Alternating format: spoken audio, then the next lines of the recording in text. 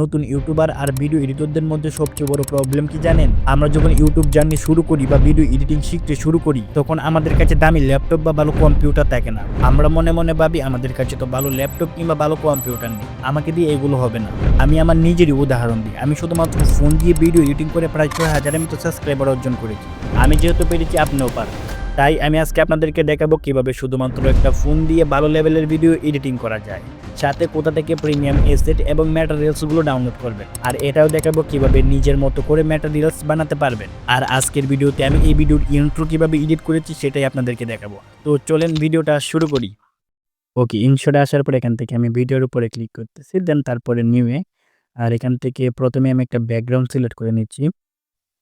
এখন আমাদের ভিডিওর জন্য কিছু ম্যাটেরিয়ালস বানাতে হবে, তার জন্য আমি ব্যবহার করব পিক্সেল ল্যাব। তো পিক্সেল ল্যাবে আসার পরে আমাদের সামনে এরকম একটা ইন্টারফেস চলে আসবে। এখান থেকে আমি টেক্সটটাকে ডিলিট করে দিচ্ছি। দেন তারপরে প্লাস আইকনে ক্লিক করে এখান থেকে আমি একটা শেপ নিয়ে নিচ্ছি। দেন তারপরে শেপটাকে সাইজ মতনে বসিয়ে নিচের দিকে একটু স্ক্রল করব। আর এখান থেকে অপাসিটিটাকে মাইনাস করে দেব। আর স্ট্রোকটাকে ফুল করে দেব। আর এখান থেকে একটা কালার দিয়ে দেব। তো তারপরে ছোট করে এটাকে এরকমভাবে একটা শেপ দিয়ে দেব।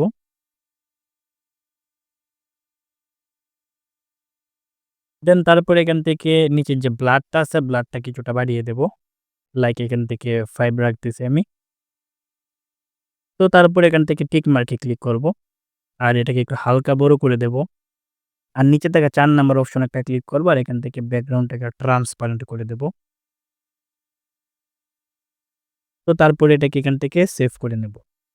অবশ্যই এখান থেকে সেভ করার সময় আল্ট্রা কোয়ালিটি সিলেক্ট করে দেন তারপরে সেভ করব।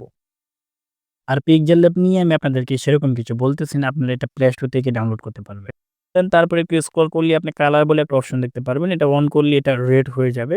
দেন আমাদের এই কালারটাও প্রয়োজন আছে, দেন তার জন্য আমি এটাও সেভ করে নিতেছি। তো তারপরে আমি এখান থেকে চলে যাচ্ছি আবার ইনশটের ভিতরে।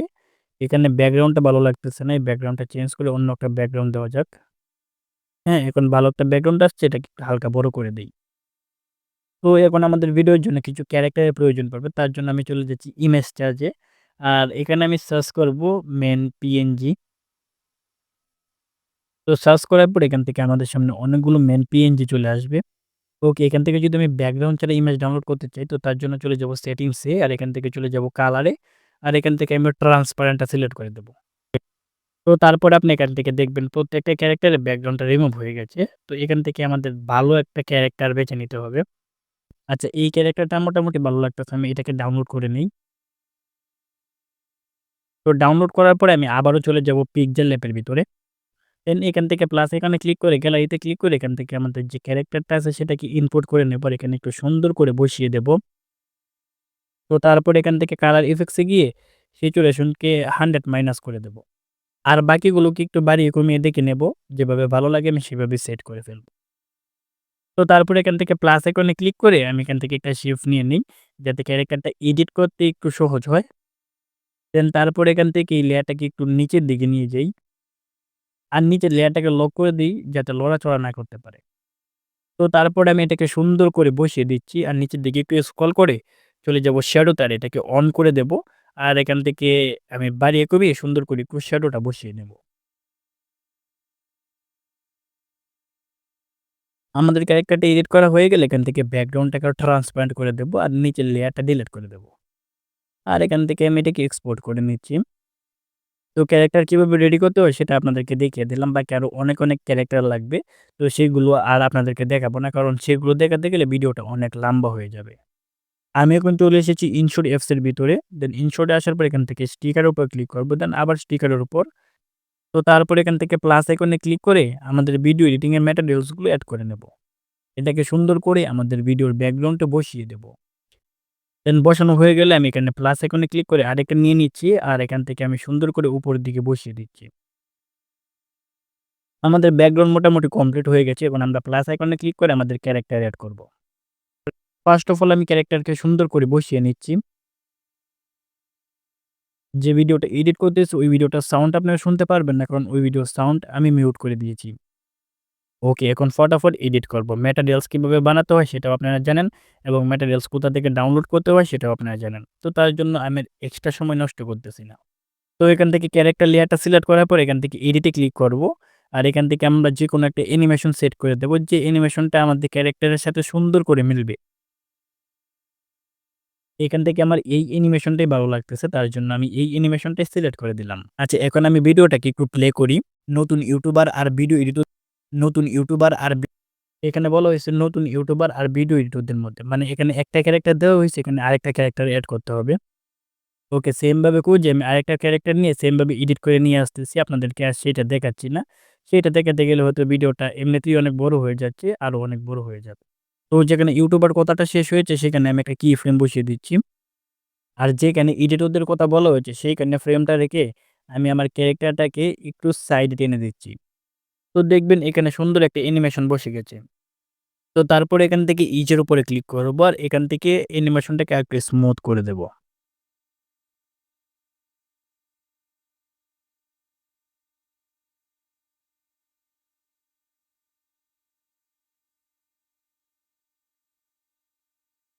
তো ১ম কি ফ্রেমটা আমরা যেখানে সেট করেছি এখানে টাইমলাইনটা রেখে দেব। আর এখান থেকে আবার চলে যাব স্টিকারে অ্যান্ড আমাদের পরবর্তী ক্যারেক্টারটা এড করে নেব।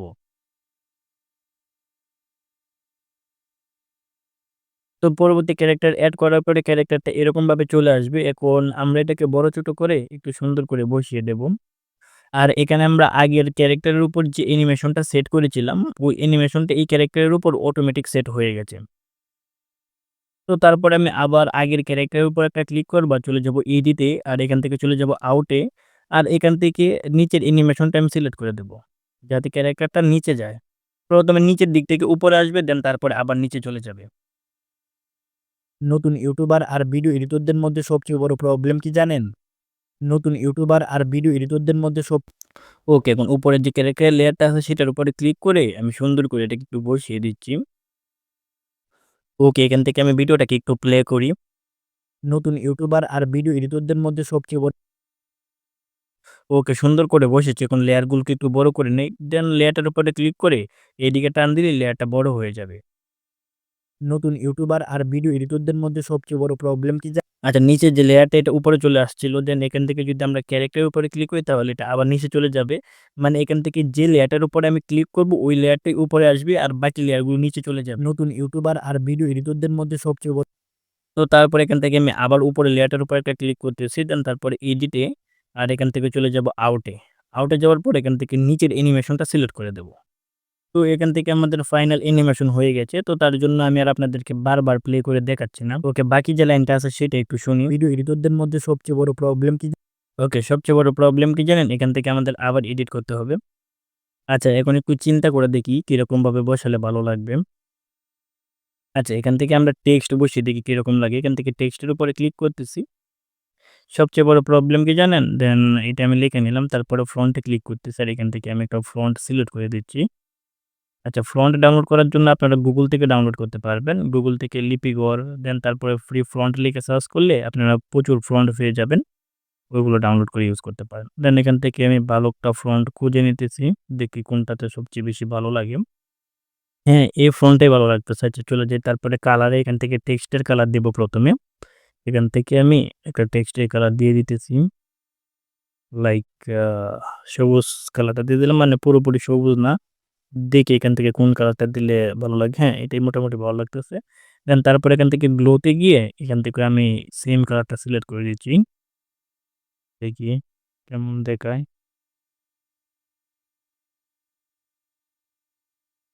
আচ্ছা, এখান থেকে কালারটা দেওয়ার পরে এখান থেকে টিক মার্কে ক্লিক করতেছি।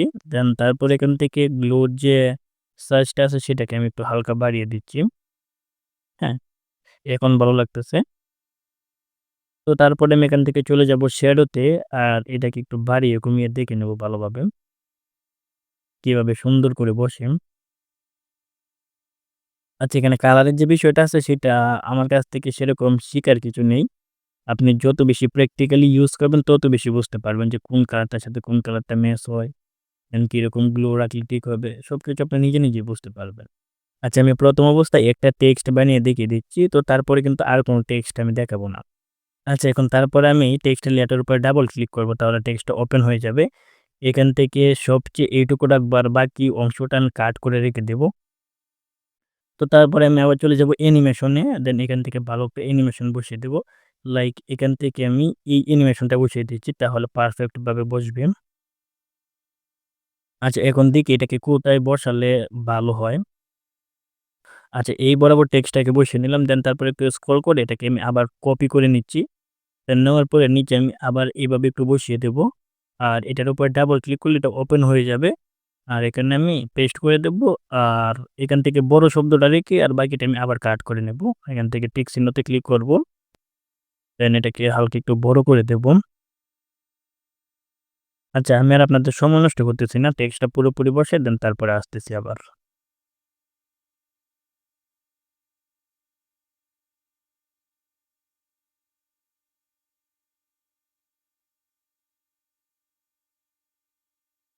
আচ্ছা, এখান থেকে আমাদের টেক্সট রেডি হয়ে গেছে। এখান থেকে বড় এবং প্রবলেম শব্দটা আমি একটু রেড করে দিচ্ছি, যাতে একটু হাইলাইট হয়। আচ্ছা, এখন এটাকে প্লে করার পরে দেখা যাইতেছে পুরোটা টেক্সটই একসাথে আসতেছে। এখন এটাকে একটু আমি বড় ছোট করে দিতেছি। মানে ১ম এ যেটার কথা বলেছি সেটা একটু আগে আসবে, ওইটা একটু পরে আসবে। দেন এভাবে যদি অ্যানিমেশনটা হয় তাহলে দেখতে অনেক সুন্দর লাগবে। আচ্ছা, এখন একটু আপনাদেরকে প্লে করে দেখাই কেমন হয়েছে। ভিডিও এডিটরদের মধ্যে সবচেয়ে বড় প্রবলেম কি জানেন? আমরা যখন টেক্সটে বসিয়েছি কিন্তু আমার মন মতো হচ্ছে না। আচ্ছা, আমি টেক্সটটাকে একটু সুন্দর করে বসিয়ে আবার আসতেছি।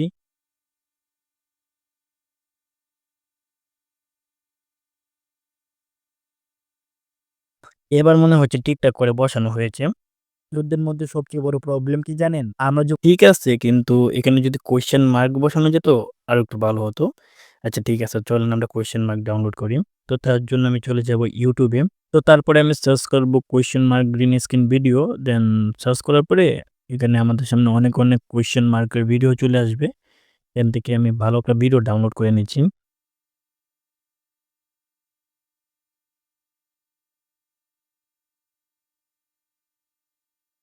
ওকে, আবার চলে আসলাম ইনশোর্ট এ। এখন একটু ভিডিওটা প্লে করে দেখে নেই যে কোথা থেকে কোয়েশ্চেন মার্কের ভিডিওটা বসালে সুন্দর করে বসবে।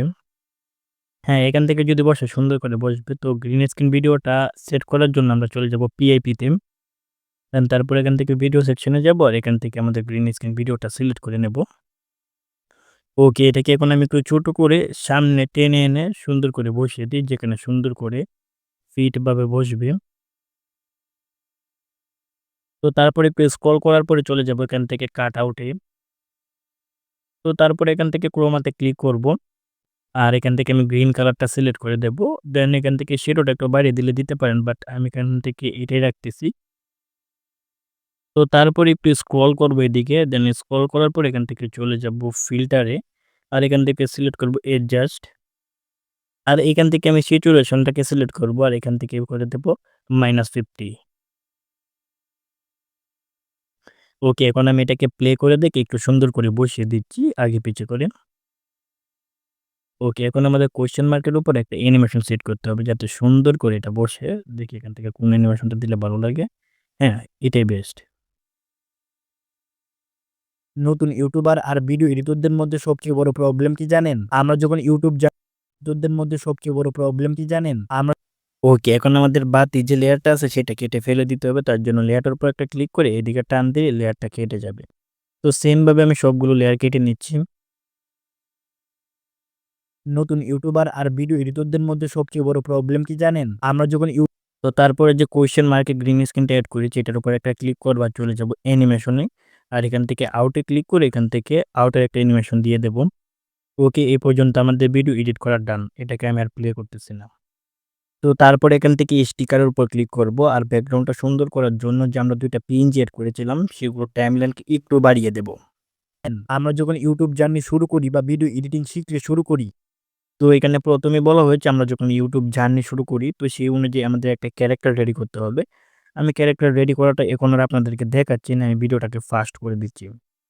ঠিক আগের মতো করেই আমরা ইমেজ ট্রাস থেকে একটা ক্যারেক্টার নেব আর পিক্সেল ল্যাব এর মাধ্যমে ওইটাকে এডিট করব। ক্যারেক্টার রেডি করাটা এখন আর আপনাদেরকে দেখাচ্ছি না, আমি ভিডিওটাকে ফাস্ট করে দিচ্ছি। ঠিক আগের মতো করেই আমরা ইমেজ ট্রাস থেকে একটা ক্যারেক্টার নেব আর পিক্সেল ল্যাব এর মাধ্যমে ওইটাকে এডিট করব। ওকে, আমাদের ক্যারেক্টার রেডি করা হয়ে গেছে। এখন আমি আবার চলে আসবো ইনশট আর এখান থেকে ভিডিওটা ওপেন করে নেব। নত যে ক্যারেক্টারটাকে আমি রেডি করেছি ওই ক্যারেক্টারটাকে আমি আবার এড করে নিচ্ছি এখান থেকে। তো এড করার পরে এটাকে আমি সুন্দর করে বসিয়ে নিচ্ছি। তো ক্যারেক্টারটা সিলেক্ট থাকা অবস্থায় এখান থেকে এডিটে ক্লিক করতেছি আর এখান থেকে আমি একটা অ্যানিমেশন সেট করে দিচ্ছি।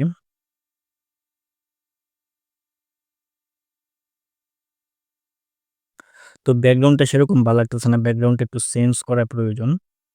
আর যেখান থেকে রেড কালার পিএনজিটা রিমুভ করে দিচ্ছি আর এটাকে একটু মাঝখান বরাবর বসে এটাকে একটু হালকা বড় করে দিচ্ছি। ঠিক আছে, বাট এখান থেকে পিএনজি অ্যানিমেশনটা একটু চেঞ্জ করে দিই তাহলে হয়তো আরো ভালো লাগবে। ওকে, এখন এখান থেকে ক্যারেক্টার উপরে ক্লিক করলেই পিএনজিটা নিচে চলে যাবে এবং ক্যারেক্টারটা উপরে চলে আসবে। কেমন জানি ব্যাকগ্রাউন্ডটা ফাঁকা, ফাঁকা লাগতেছে। এটাতে আরো কিছু বসিয়ে দিই, দেখি আমার কাছে কি আছে। ওকে, এখানে একটা লোহার শিকল বসিয়ে দিলাম আর একটা অ্যানিমেশনও সেট করে দিলাম। ওই পাশে দিয়েও একটা লোহার শিকল বসিয়ে দিলাম। তো তারপরে আমি এখানে আরেকটা টেক্সট এড করে দিচ্ছি। টেক্সট কিভাবে এডিট করতে হয় সেটা পুরোটাই আপনাদেরকে অলরেডি দেখিয়েছি একবার। তার জন্য এখন আর আপনাদেরকে দেখাচ্ছি না। ওকে, টেক্সট বসানো হয়ে গেল। এখন যদি আমি এটাকে প্লে করি। ওকে, ভিডিওটা আবার প্লে করলাম। এখান থেকে যেখানে YouTube জার্নি শুরু করি কথাটা বলা শেষ হয়েছে, সেখান থেকে প্রত্যেকটা লেয়ার কেটে ফেলে দিতে হবে। হ্যাঁ, এখান থেকে আমি প্রত্যেকটা লেয়ার কেটে ফেলে দিচ্ছি। নতুন ইউটিউবার আর ভিডিও এডিটরদের মধ্যে সবচেয়ে বড় প্রবলেম কি জানেন? আমরা যখন YouTube জার্নি শুরু করি বা ভিডিও এডিটিং ওকে, এখানে ভিডিও এডিটিং এর কথা বলা হয়েছে। তো সেই অনুযায়ী আমি একটা ক্যারেক্টার বানিয়ে নিচ্ছি। সেই অনুযায়ী আমি একটা ক্যারেক্টার বানিয়ে নিয়েছি। দেন ক্যারেক্টারটাকে এখন সুন্দর করে বসিয়ে দিতেছি। আমি আগের ক্যারেক্টারে যেভাবে অ্যানিমেশনটা বসিয়েছিলাম ঠিক সেম ভাবে এই ক্যারেক্টারেও সেম অ্যানিমেশনটা এপ্লাই হয়ে গেছে অটোমেটিক ভাবে। দেন ব্যাকগ্রাউন্ডটা কেমন কালি, কালি লাগতেছে। আমি ব্যাকগ্রাউন্ডে ২ টা ভিডিও এডিটিং এর লোগো বসিয়ে দেই। দেন এখান থেকে স্টিকের উপর ক্লিক করে তারপর এখান থেকে প্লাস আইকনে ক্লিক করে আমি এখান থেকে ২ টা লোগো নিয়ে নিচ্ছি ভিডিও এডিটিং এর। তো ১ম এ আমি একটা প্রিমিয়ার প্রো ফটো নিয়ে নিলাম আর এটাকে একটু সুন্দর করে বসিয়ে দিচ্ছি। তো তারপরে আমি এখান থেকে একটা অ্যানিমেশন দিয়ে দেই। দেন তার জন্য আমি লেয়ারটার উপরে ক্লিক করব এডিটে। আর এখান থেকে দেখি কোন অ্যানিমেশনটা সবচেয়ে বেশি ভালো লাগে। এইটা ঠিক আছে। তো তারপরে আমি আবার এখান থেকে স্টিকার এর উপর ক্লিক করে এখান থেকে আফটার ইফেক্ট এর যে লোগোটা আছে সেটার পিএনজিটা নিয়ে নেই। দেন এটাকে আমি একটু উপরের দিকে সুন্দর করে বসিয়ে দেই। দেন বসানো হয়ে গেলে আমি এইটাতেও একটা অ্যানিমেশন দিয়ে দিচ্ছি। আমাদের অলমোস্ট ৪ থেকে ৫ সেকেন্ডের মতো ভিডিও এডিটিং করা হইছে। কিন্তু বাট এই ভিডিওর লেংথ অলরেডি অনেক বড় হয়ে গেছে। তো তার জন্য চাইতেছি না এই ভিডিওটাকে আর কন্টিনিউ করার জন্য। ভিডিও এডিটিং এর মেইন যে থিওরিটা সেটা তো আপনি খুব ভালোভাবে বুঝতে পারলেন। আর ইনশট দিয়েও যে খুবই ভালো রকম ভিডিও এডিট করা যায় সেটাও আপনি বুঝতে পারলেন। আপনি যদি ভিডিওটা স্কিপ না করে শুরু থেকে এই পর্যন্ত দেখে থাকেন তাহলে আমি আপনাকে বলব বাকি যে এডিটিংটা বাকি আছে সেটা আপনি চাইলে একাই করতে পারবেন। কারণ আমি আপনাকে যেভাবে এডিটিংটা শিখিয়েছি লাইক পুরোটা ভিডিওই সেম ভাবেই হবে। বাট এটাতে হয়তো কিছু ডিফারেন্ট, ডিফারেন্ট ইমেজ ইউজ করা হবে, পিএনজি ইউজ করা হবে, ডিফারেন্ট, ডিফারেন্ট অ্যানিমেশন, কি ফ্রেম এটসেট্রা এগুলো সেট হতে পারে। আচ্ছা, এখানে আমাদের ভিডিও এডিটিং এর শুরুতে একটু ভুল আছে সেটাকে আমি একটু ঠিক করে নেই। এখানে সবকিছু ঠিক আছে। শুধুমাত্র আমি ক্যারেক্টার গুলো একটু চেঞ্জ করে নিচ্ছি।